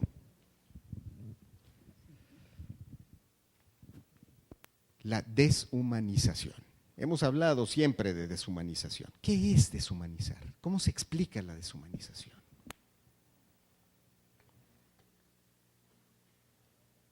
La deshumanización es, si recordamos la definición de ser humano, el proceso mediante el cual se le quita al ser humano su capacidad de tal. Se le deja de reconocer como persona y se le reconoce como objeto. ¿Eso puede ser posible? Claro que puede ser posible, ustedes lo saben muy bien. ¿Y cómo se hace eso? ¿Por qué ocurre y cómo se hace? Porque a veces hacemos cosas sin darnos cuenta de que lo hacemos. Déjenme decirles que, por desgracia, en los servicios de salud y en los hospitales en particular, a los pacientes los deshumanizamos inevitablemente, pero lo podemos atenuar. ¿Cómo se produce la deshumanización? ¿Quieren saber cuáles son los mecanismos de deshumanización que están sufriendo todos los pacientes que tienen aquí? ¿Todos? ¿Todos? ¿Y que un día ustedes han sufrido o sufrirán cuando entren a un hospital? Primer mecanismo, desnudamiento. El paciente se tiene que quitar su ropa de calle, por lo menos. En algunos hospitales se les permite estar con su pijama de la casa, por lo menos. En otros hay que ponerles una bata, si es que llega a bata. Porque andan los pobres caminando en los pasillos, o las pobres con unas batitas chiquitas, llenas de agujeros, ya sin cintas para amarrarse, que no pueden, se van tapando. Eso es un mecanismo de deshumanización, los desnudamos. Pero no los desnudamos nada más de ropa, se les desnuda de sus puntos de referencia habituales. Quítese su cadena y su medalla, porque va a pasar a quirófano. No, mi santita, no, mi virgencita, no, se la tiene que quitar. El anillo de casada, señora, por favor. Nunca me lo he quitado, doctor. El anillo de casada. Le vamos a despintar las uñas. Se va a desmaquillar. Señora, ¿usa dientes postizos? Ah, eso sí que no me los voy a quitar. Ni mi marido me ha visto sin dientes postizos. ¿Qué cree, señora? La vamos a ver todos. No puede pasar al quirófano con su dentadura postiza. Imagínense lo que siente una persona cuando la vamos desnudando y desnudando y desnudando. Cuando a alguien se le pregunta, joven, ¿cuántas parejas homosexuales ha tenido usted? ¿Tengo que decir eso? Me lo tiene que decir. Soy el médico. Entonces desnudamos de muchas maneras. Y no solamente eso. Además, le controlamos sus relaciones sociales. La señora que puede estar internada en este hospital y que tiene a 5 chamacos allá afuera, y le decimos, no pueden venir a verla. No deben venir a verla. No deben estar en el hospital esos niños. Es que, doctor, hace una semana que no me ven y que no los veo. Qué pena. No deben estar aquí. Y así podría yo seguir otra vez. ¿Qué significa el desnudamiento? La incapacidad de la persona de mantener sus referentes de autoestima. La vamos cosificando. Vamos haciendo que se cosifique ella misma. Eso es evitable, desgraciadamente, no en su totalidad, pero sí es atenuable, si lo entendiéramos, si supiéramos que eso les pasa a todos los que están arriba y los tratáramos con una atención más humana. Entonces hay un proceso de deshumanización por eso, pero ¿saben qué es lo peor? El peor mecanismo de deshumanización, además de estos que les he mencionado y más que les podría yo mencionar, el actuar frente a los pacientes asumiendo que no saben o no pueden pensar por sí mismos.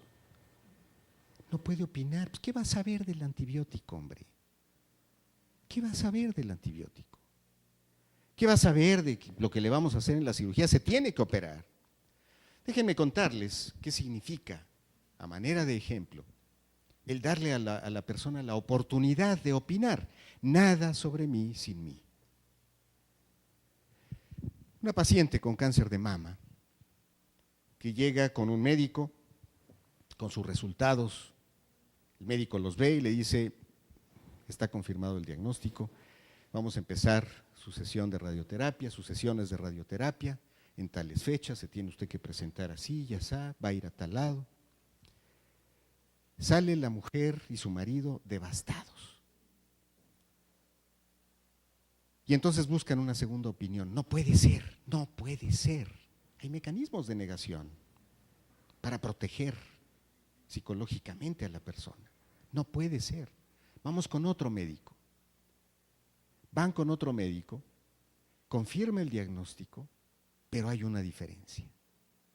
Señora, ¿qué es lo más importante para usted en los próximos meses? Ay, doctor, pues es que se va a casar mi hija dentro de 2 meses y vive en Mérida. Y no voy a poder ir a su boda porque me dicen que me tengo que dar radiaciones en esas fechas. ¿Qué voy a hacer? Estoy angustiada. ¿Eso es lo más importante para usted, señora, ir a la boda de su hija? Sí, doctor. Vaya tranquilamente, vamos a armarle todas sus sesiones de manera que pueda estar en la boda de su hija. No pasa nada, señor. Es que el otro doctor me dijo, tranquila, no pasa nada, váyase a la boda de su hija, esté contenta con su hija y va a salir bien, porque vamos a hacer todo lo posible para que salga bien. ¿Se fijan la diferencia? Nada más dándole oportunidad a alguien de que diga qué es importante para él. ¿Pueden opinar o no pueden opinar? Pero no los dejamos, porque asumimos que no deben o no pueden pensar. Y esa es la peor forma de deshumanización. Si a todo lo demás que mencioné, y agréguenle el estrés, le agregan esa incapacidad que yo siento de hablar, de expresarme, porque nadie me lo pregunta y nadie me hace caso, si se me ocurre decirlo, estamos deshumanizando. Por eso necesitamos códigos humanos. ¿Qué significa ser humano? Empezando por entender todo esto. Bueno, dejemos de lado las organizaciones. Y entonces, ¿cuáles serían esas acciones clave? Y déjenme decirles, esto llevo años pensándolo. Y hace unos meses en el Instituto de Mejora de Calidad de Estados Unidos, lo platiqué con un par de gentes, uno de ellos, quizá el gurú hoy de la calidad en el mundo, Don Berwick, fundador del IHI, del Instituto de Mejora de Calidad. Y le hacía yo esta reflexión de que nos hemos preocupado tanto por la seguridad de los pacientes, por las guías de práctica clínica, por medir la calidad, evaluar la calidad desde el punto de vista técnico y hacer encuestas de satisfacción, sí, y hay que ser humanos, sí. Pero ¿qué significa ser humanos? Y me refrendó la intención, la voluntad y el entusiasmo por profundizar esto, porque me dijo, oye, sí es cierto, eso no está, ¿verdad? ¿Eso nunca lo hemos definido? Pues no, no está definido. Y no está definido porque somos tan humanos que asumimos que todo mundo es humano y debe ser humano, a pesar de que veamos los maltratos a los pacientes. Pero sabemos cómo evitarlos, ¿será? Lo que van a ver aquí es la propuesta que se va a lanzar desde Estados Unidos, pero espero que lo podamos hacer en México antes, ojalá también en este hospital, de el reconocimiento de esas acciones concretas. ¿Cómo se condensa ese ser humano? ¿Cómo podemos demostrar, y ese es el título que proponía el doctor Tema, cómo podemos demostrar ese código humano? ese mensaje cifrado, pero que a la vez nosotros entendemos. Ese conjunto de acciones, de preceptos, de reglas elementales. Y yo les diría, pensemos en 5 palabras. Ve, pregunta, comprende, sonríe y compadece. Y voy a ir a través de todas ellas. ¿Por qué estas y no otras? ¿Y qué significa cada una de ellas? Empiezo con esto. Hace unos 10 años estaba yo en China, en un hospital de Beijing, y me pasaron a ver la consulta de una médica tradicional china. Y estaba yo parado a un lado del escritorio de la doctora. Y entró una mamá con una chiquita de unos 10 años. Y la doctora se le quedó mirando a la niña, la observó, la vio. Desde mi punto de vista era mirando, era observando, era inspeccionando, para escribir en su historia clínica en la inspección, pero pasó mucho tiempo y el silencio era absoluto. Ni la mamá, ni la niña, ni la doctora hablaban. Después de un largo rato, en donde el más inquieto era yo, porque no entendía qué pasaba, le dijo la doctora a la mamá, ¿y le da comezón? Claro, me traducía la persona que estaba conmigo. ¿Y le da comezón? Y yo decía, le da comezón, pero ¿dónde? Si la niña viene tapadita por todos lados, yo no le veo. Empezaba yo a buscar el rayo. Y caray. Y la mamá le dijo, sí. Y entonces la chinita médica empezó a escribir y le dio el papelito. Y se fueron. Cuando se fueron le pregunté a la doctora, a través del intérprete por supuesto, doctora, ¿qué es lo que observaba? Y la respuesta fue, veía el alma de la niña. Fue un shock. Veía el alma de la niña. ¿Cuántas veces vemos el alma de nuestros pacientes? ¿Cuántas veces? Pero déjenme decirles por qué es importante ver. Porque es el primer paso para establecer el contacto humano con cualquier otra persona. Para los que tenemos la fortuna de tener vista, nuestro primer contacto con cualquier ser humano es la vista. No es el tacto. Y en algunos casos más nos vale que no sea el tacto. ¿No? Nos puede ir mal. Es la vista. Pero si el médico ni siquiera levanta la mirada, porque está muy ocupado, como con Marcela, con el mieloma múltiple, el médico estaba muy ocupado y no vio el expediente. ¿Cómo podemos establecer una relación humana si ni siquiera vemos? Y estoy usando la palabra deliberadamente. Veamos qué significa ver. Percibir con los ojos los objetos mediante la acción de la luz. Bueno, pues obviamente, pero vean esto otro. Percibir algo como con cualquier sentido o con la inteligencia.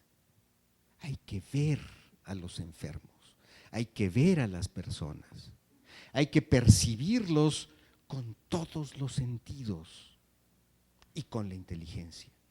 ¿Y por qué no usé la palabra mirar? Bueno, por supuesto, reconocer con cuidado y atención algo.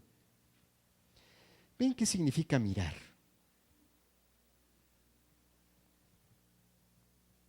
Muchos miran a los pacientes. Muchos miran a los pacientes, no los ven. ¿Por qué no es observar? Es nada más examinar atentamente. Inspeccionar, sinónimo.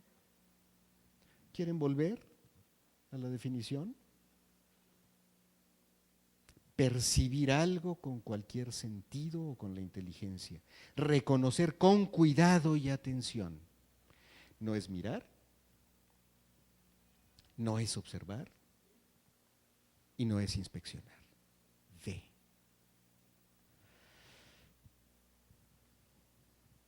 Pero déjenme rescatar esas dos palabras que son clave en la definición. Percibir. ¿Y qué significa percibir?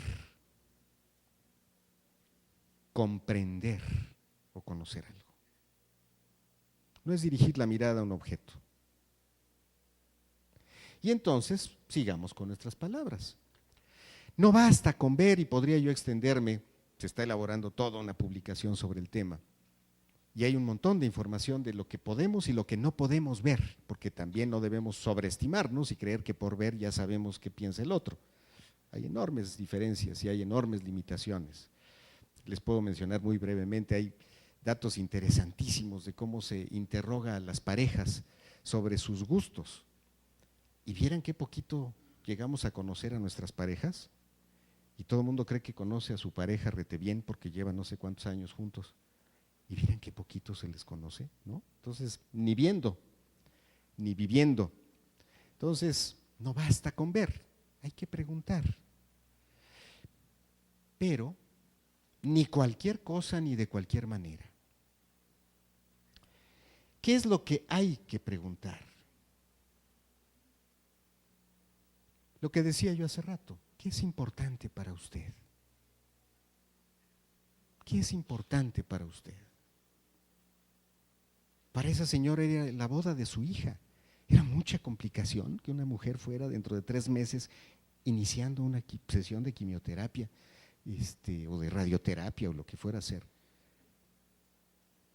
Era muy difícil que fuera a Mérida a un viaje de un fin de semana, habiéndolo entendido.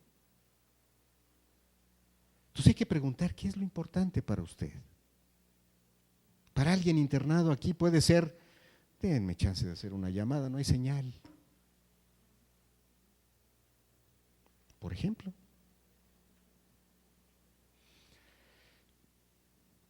Ni de cualquier manera. No es preguntar por preguntar. Y hay una clave y tampoco voy a profundizar en esto.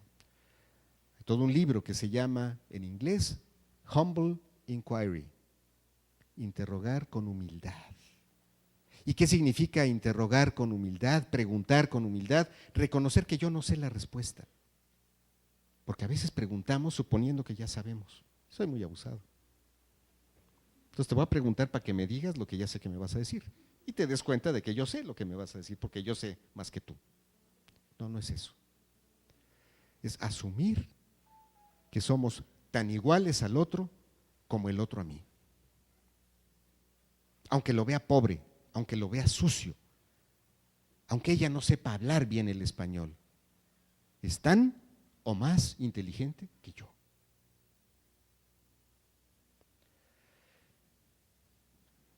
Comprende, entender, alcanzar, penetrar, encontrar justificados o naturales los actos o sentimientos de otro.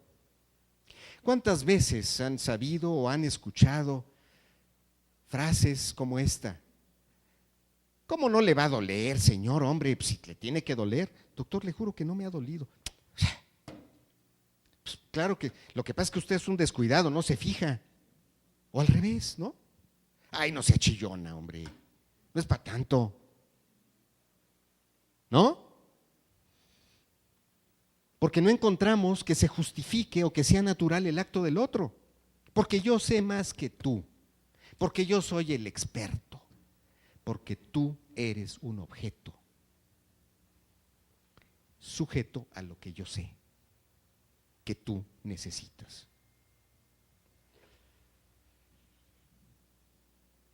Y sonríe. Déjenme decirles por qué. Y esto tiene mucho fondo. Sí, de sonreír se dice que es dicho de un asunto, de un suceso o de una esperanza, mostrarse favorable o halagüeño para alguien. Pero déjenme decirles que hay fondo en esto. Y la sonrisa tiene muchas maneras de expresarse. Y hay sonrisas de compasión, de comprensión, de afecto, por supuesto de alegría. No siempre podemos sonreír de alegría en todos los casos de los pacientes que tenemos aquí, pero hay muchas otras maneras de sonreír. Pero déjenme decirles que hay 3 razones por las cuales tenemos que sonreír. Y legítimamente además, por supuesto, no se trata de fingir. ¿Han oído hablar de las neuronas espejo? ¿Por qué cuando uno bosteza a alguien más le dan ganas de bostezar? ¿Por qué cuando vamos a una obra de teatro y hay una escena conmovedora se nos salen las lágrimas? Esas son las neuronas espejo. Cuando alguien sonríe, produce sonrisa. Cuando alguien entra con el ceño fruncido, produce una reacción igual, aunque no se manifieste. Pero no para ahí el asunto. La sonrisa produce endorfinas.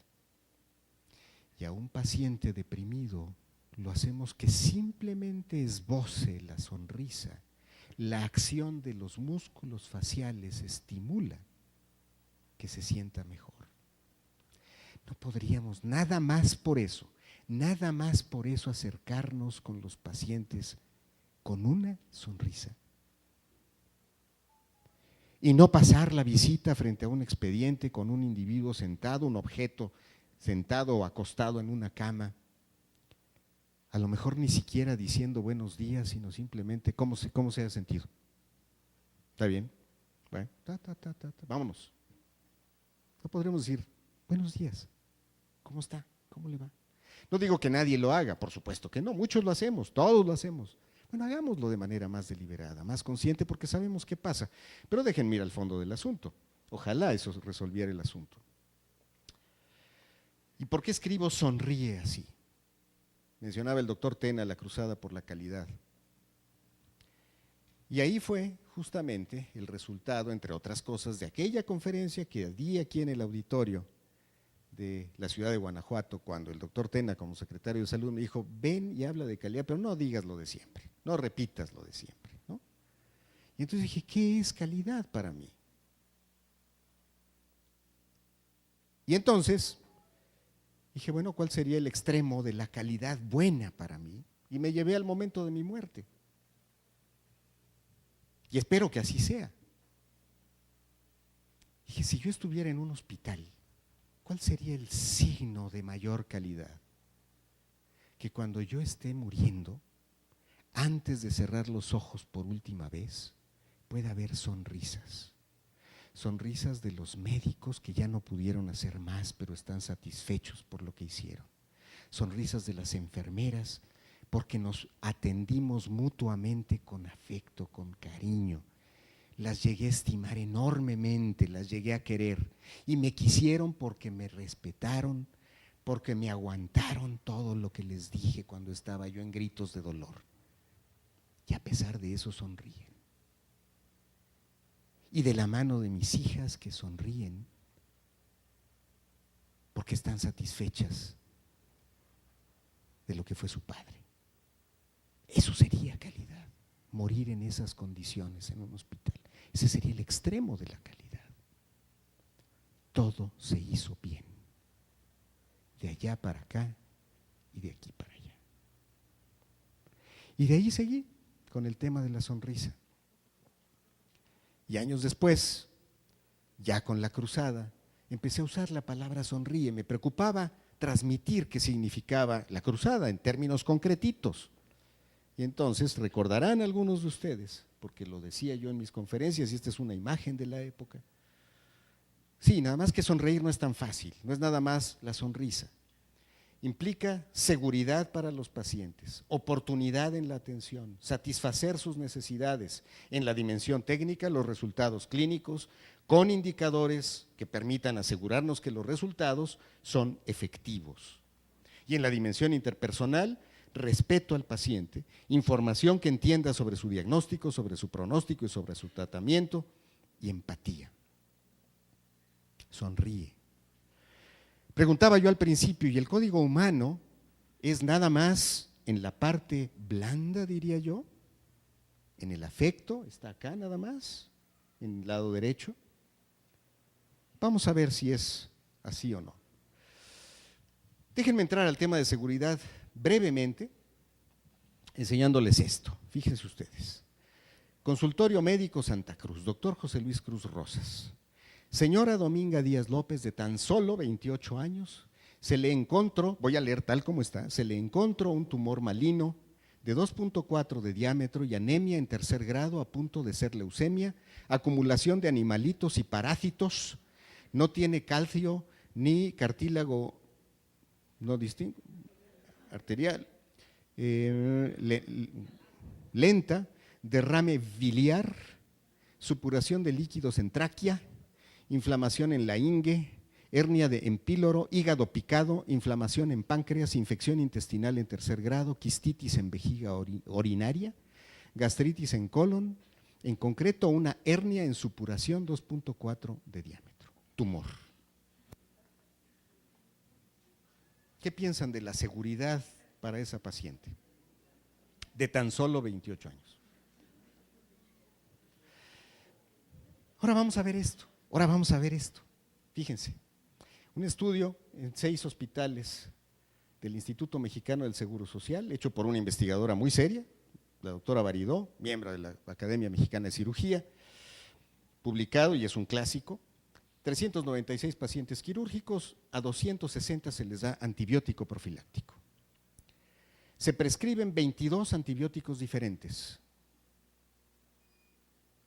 Todos son el antibiótico de elección profiláctica para cirugía.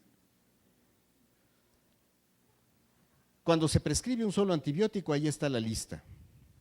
Pero a 68 pacientes se les dan 32 combinaciones diferentes de 2 antibióticos. ¿Es eso correcto? ¿Todas las combinaciones son la combinación de elección? Y como a veces somos muy desconfiados, pues para que amarre mejor que sean 3. Y a 15 pacientes se les dan estas combinaciones. Y alguien podría decir, bueno, mientras más antibióticos mejor, pues más protegido, ¿no? Pues sí, nada más que de las 260 prescripciones, 180 fueron inadecuadas. ¿Y por qué fueron inadecuadas? Porque se les pasó la mano, porque se quedaron cortos, pero en el 22% causaron daño. Tanto quiso el diablo a su hijo hasta que le sacó un ojo, ¿no? Y ahora uno dice, ¿y esto en qué difiere del hígado picado de la paciente de tan solo 28 años? Déjenme decirles en qué difiere. Nada más en los términos. Las estupideces pueden ser igual. Y entonces ahora me pregunto, ¿el código humano es nada más sonreír? ¿Es nada más ver? ¿Es nada más preguntar? ¿Es nada más comprender? ¿O es sonreír con el fondo de la sonrisa? Seguridad, resultados clínicos, indicadores, evidencia científica. ¿Puede uno ser humano con alguien a quien le hace daño? ¿Es eso ser humano con alguien? Por eso hay que sonreír. Y luego, déjenme ponerles el caso de por qué además cometemos estos errores. Porque sabemos mucho, somos buenos, yo tengo una experiencia de años. Déjenme, para empezar a cerrar el tema, porque sé que tienen su siguiente plática en unos cuantos minutos, en 3. ¿Ah? Ahí se tienen que ir. Ah, bueno, entonces se pueden quedar 2 horas más, no pasa nada. Bueno, entonces, déjenme decirles, imagínense al país más poderoso del planeta, el que ustedes se imaginen, hay muchos, ¿no? El país más poderoso del planeta, con el mejor sistema de defensa que pueda uno imaginarse, con todos los recursos financieros que se imaginen, el país más rico del planeta también. Y se les cuelan 19 pelafustanes y les pegan en el corazón comercial, financiero, les pegan en el corazón militar y por poco les pegan en el corazón político. Les derriban las Torres Gemelas, les pegan en el Pentágono y por poco les tumban el Capitolio. Pues no que era el país más poderoso y se les colaron 19 pelados. Pues no que sabemos tanto y se nos cuelan las bacterias aquí arriba y se nos infectan pacientes que no se debieron haber infectado. Pues no que somos tan buenos y se nos caen pacientes de las camillas. Pues no que somos tan buenos. ¿Por qué pasa eso? Vean qué pasó en los Estados Unidos el 11 de septiembre. Y esta es una síntesis que construí hace algunos años usando una de las herramientas de la calidad, un diagrama de causa-efecto, y me voy a ir rapidísimo analizando qué pasó, porque lo importante es que ustedes se vayan preguntando cómo es posible que pasó esto. ¿Cómo es posible? ¿Quién fue el responsable? ¿Por qué pasó lo que pasó? Como la canción. Antecedentes conocidos, desde el 96 ya se habían identificado campos de entrenamiento terrorista en Afganistán, pero el Pentágono rechazó atacarlo porque sería riesgoso. No hay que limpiar los quirófanos, no nos vayamos a infectar al limpiar, ¿no? 1998, Bin Laden lanzó una guerra santa, o sea, estaban amenazados de guerra, no era sorpresa, o sea, sabemos que hay virus, sabemos que hay bacterias, sabemos que las camillas, las barandales de las camillas no se suben a veces, ya lo sabemos. 98 ya había habido 2 ataques a embajadas de Estados Unidos. En ese mismo año, Estados Unidos lanza misiles desde el mar Arábigo tratando de matar a Bin Laden, pero el Congreso suspende el ataque y le dice al presidente Clinton, primero resuelve tus broncas maritales y después te metes en otras broncas, ¿no?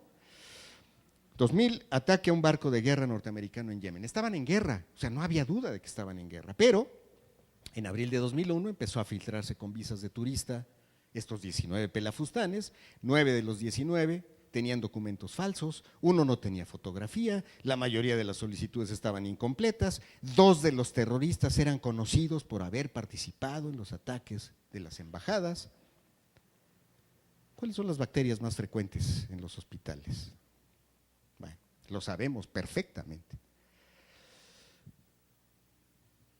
En los aeropuertos, ¿qué pasaba? Algunos terroristas pasaron el arco de seguridad con cuchillos de 4 pulgadas, se permitían hasta 6 pulgadas, a lo mejor alguien dijo, pues si son de 8 ya llegan a la aorta, si son de 6 no. Uno de los terroristas provocó que sonara la alarma del arco en 2 ocasiones y sin revisarlo lo dejaron pasar y llevaba gas lacrimógeno. En todos los casos, ya en los aviones, las cabinas carecían de seguros. Alguien podría decir, pues ¿quién se iba a imaginar? Pues sí, pero estaban en guerra. El American Airlines 11 se impactó al 8:45, fíjense en la hora por lo que van a ver más adelante. El United Airlines 175 se impactó contra la Torre 2, 15 minutos después, 20 minutos después. El American Airlines 77 se impactó 40 minutos después contra el Pentágono, casi 1 hora después. Y el United 93 fue derribado por los pasajeros y no llegó al Capitolio. 7 minutos después del American Airlines, de que ese avión chocó contra una de las torres, ya estaban 2 aviones de la defensa aérea en el aire buscándolo. ¡Qué rápidos, qué bárbaros, qué maravilloso! Más de 30 minutos después del impacto de ese avión, todavía la defensa aérea lo seguía buscando en el aire.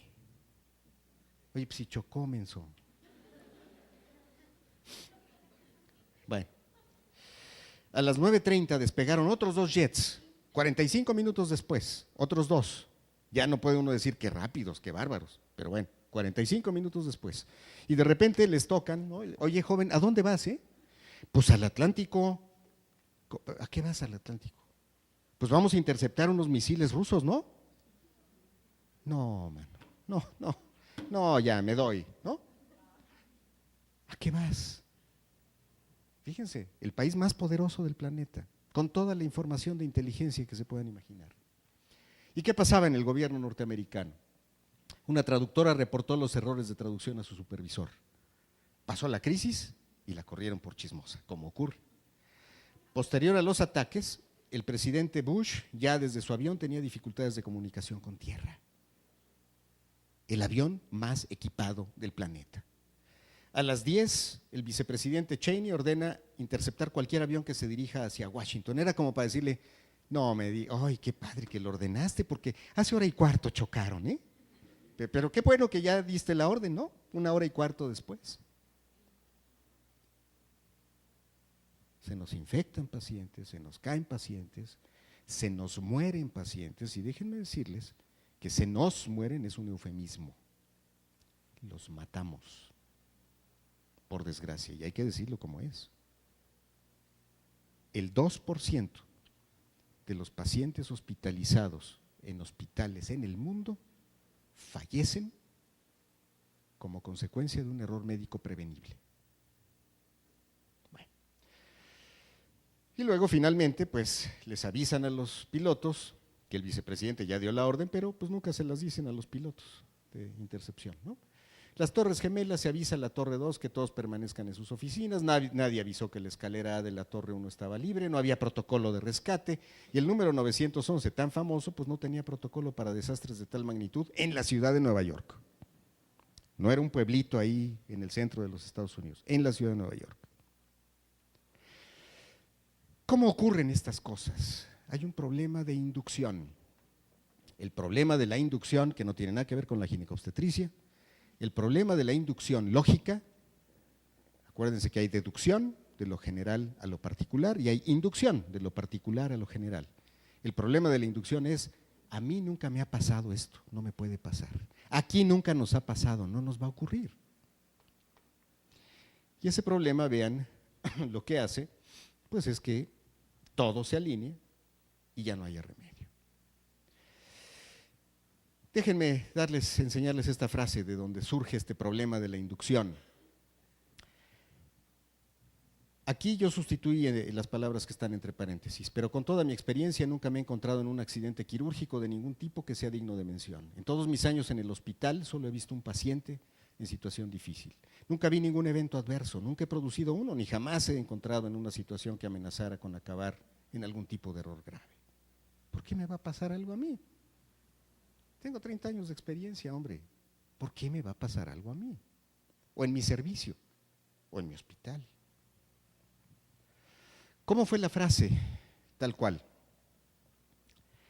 Esto lo dijo un cirujano, lo dijo una enfermera, lo dijo un jefe de servicio. Bueno, vamos a ver cómo fue la frase original. Pero con toda mi experiencia nunca me he encontrado en un accidente de ningún tipo que sea digno de mención. En todos mis años en el mar solo he visto un barco en situación difícil. Nunca vi ningún naufragio.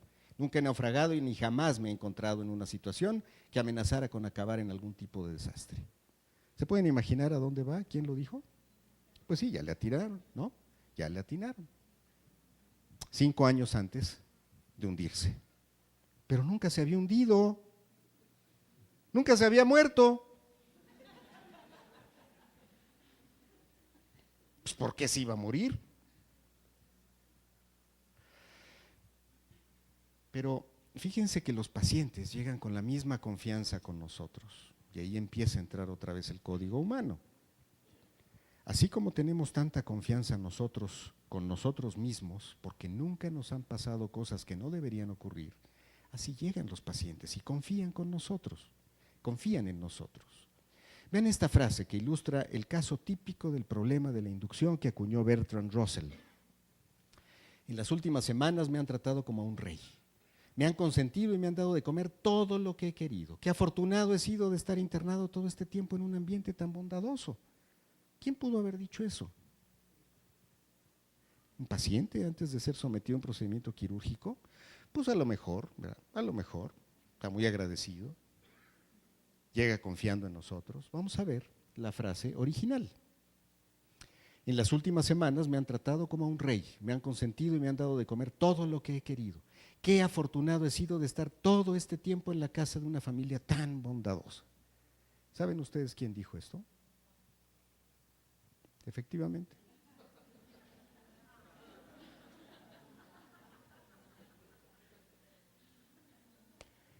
Pero así llegan los pacientes. Y esto, en efecto, es cómico, pero vean esto que no es cómico.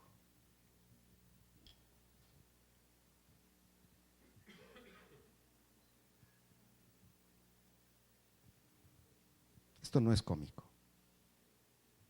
¿Y saben cuál fue el resultado?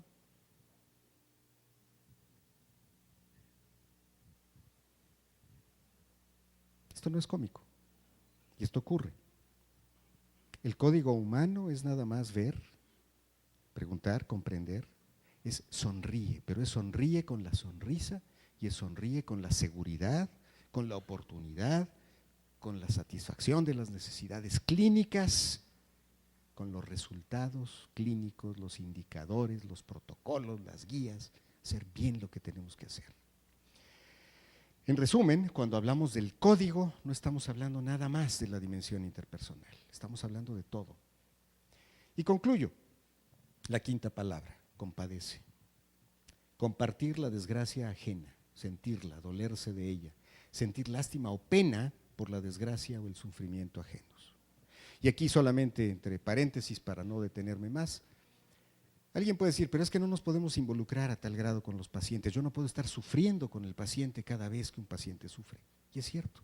Pero ¿saben qué se ha descubierto? Que nosotros los médicos y las enfermeras aprendemos a utilizar otra región del cerebro para identificar el sufrimiento de los otros. Y la desarrollamos. Y está en la circunvolución frontal. Y no reaccionamos con el centro de dolor, reaccionamos con la circunvolución, con el lóbulo frontal. Pero eso lo hacemos si queremos hacerlo. Si no, ni con eso. Entonces, ¿qué es el código humano? Un conjunto de reglas o preceptos, cifra para formular y comprender mensajes secretos. Entonces es ve, pregunta, comprende, sonríe, compadece. El código H, el código humano. Y si quisiéramos movernos a reconocer el código humano, ¿qué tendríamos que buscar y qué tendríamos que pedirle a cualquier organización, a cualquier hospital? ¿Por qué no tener tutores de los pacientes? En los hospitales se cumple, y sobre todo en los públicos, se cumple el fenómeno que yo he llamado de fuente ovejuna. Recordarán la historia, la obra de Lope de Vega. El asesino, violador, a quien hay que identificar, y el enviado del rey llega a Fuente Ovejuna y pregunta a la población quién mató a ese asesino y a ese violador. Y los pobladores responden, Fuente Ovejuna, señor. Y Fuente Ovejuna somos todos y es nadie. Y ese es el fenómeno que se da en estos hospitales. Fíjense la diferencia en la preposición, en el artículo cuando alguien pasa visita. En los hospitales privados es voy a pasar visita a mis pacientes. En el hospital público generalmente es voy a pasar visita a los pacientes. Son de todos y son de nadie. Y no entraré en detalle. ¿Qué significa ser tutor? Alguien que se hace responsable de otro. No voy a entrar en detalle. ¿Por qué no capacitar en el código humano? No es tan natural. A pesar de que somos humanos, no se nos da tan natural el tema. Y reconocerlo. Y hacer participar a los pacientes y transparentar la información, aun cuando cometemos errores. Y enfocar los procesos desde la perspectiva del paciente. En fin, no entraré en esto, este es motivo del desarrollo que se está haciendo hoy, en estos días, en estas semanas, en estos meses. Solamente concluiría diciendo los procesos tienen que estar enfocados no solamente en la calidad interpersonal, también en la calidad técnica para ser realmente humanos. Espero que las preguntas hayan sido respondidas. Todavía hay que responderlas más, hay que profundizar más. El doctor Tena me pidió este tema. Finalmente es de lo que hablé, pero quise enfatizar en lo que yo quisiera ver, en que haya un verdadero código humano, en que tengamos una visión integradora de la calidad. Yo los invito a empezar deliberadamente, no porque no lo hagan, deliberadamente, a ver, a preguntar, a comprender, a sonreír, a compadecer. Todos somos humanos, todos. Que no se nos olvide que los pacientes también lo son. Doctor Tena, muchas gracias por la invitación, gracias por su atención.